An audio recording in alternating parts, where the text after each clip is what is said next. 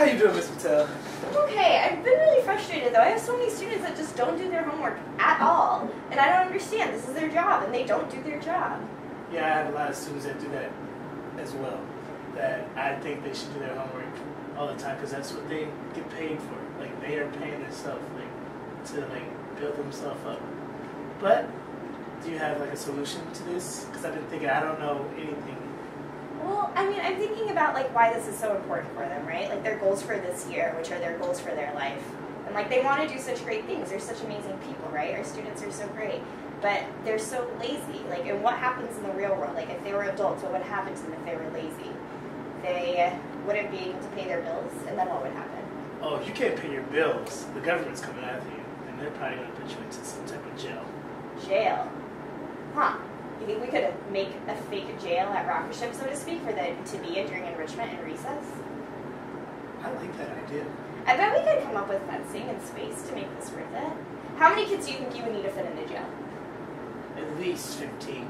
At least 15. Okay. I would say I have at least 5. 5? Alright, so at the very least, we would need to have 20 square feet, like 1 square foot per person. Okay. That means that each person would have to fit into about this much space. About as much space as my head, probably. Okay. So when we draw this out, how do we go? Yeah, I mean, so let's think about at the school where we have space for this. There's a little space by the kinder bathroom, I think, that we could probably use. I bet Miss Ferrer wouldn't mind if we use that. So that space looks something like...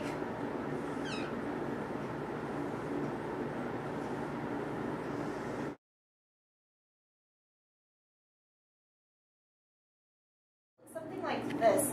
There's about 8 feet going this way, and I would say maybe 5 feet going this way.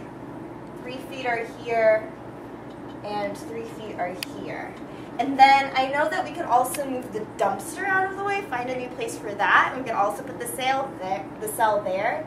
So for the dumpster area, that looks something like this, and we could even clear out that planter where the plants are to make that part of our space. I know that going this way, this is about 11 feet. This is about 2. Right here is 6. And right here is 5. Huh. One more space. Let's see what else another option is. We could take some of the area right outside of the cafeteria. I know Coach Charlotte doesn't want us to take any of the green, so let's just take the part with the concrete. Those dimensions look something like this.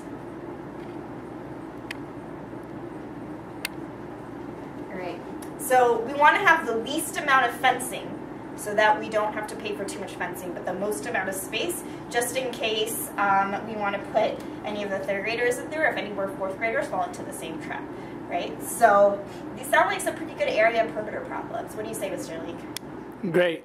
So the first thing I guess I need to do is I need to figure out what these missing sides are. So I have 3 horizontal lines, which I'm going to highlight right now in orange.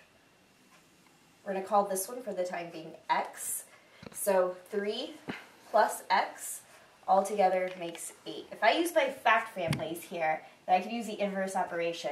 And 8 minus 3 equals 5. So that means that X equals 5 feet. Now, looking at the vertical lines, I know that these are all going to be connected in some way as well because I have right angles.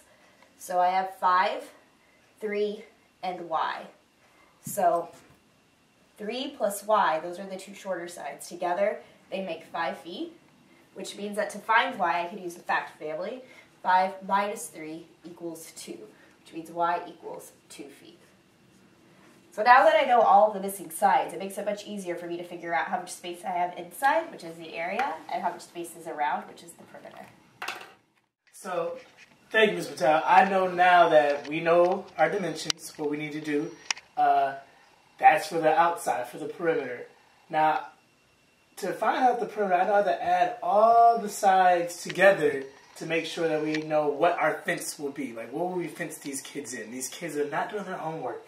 We have to fence them in, okay? So, I'm going to add all the sides around the space. I like to think of perimeter like with the basketball. rim, around, perimeter, around the shape. So I'm going to add all these around. We have 3 feet plus 3 feet plus 5 feet plus 2 feet plus 8 feet plus 5 feet. That's a lot of numbers, but I'm going to take it nice and slow. I'm not going to go fast. I'm not going to keep going like, oh, I know this, I know that. I'm going to show my work through each step. 3 feet plus 3 feet is 6 feet plus 5 feet plus 2 feet plus 8 feet plus 5 feet. 6 plus 5 feet is 11 feet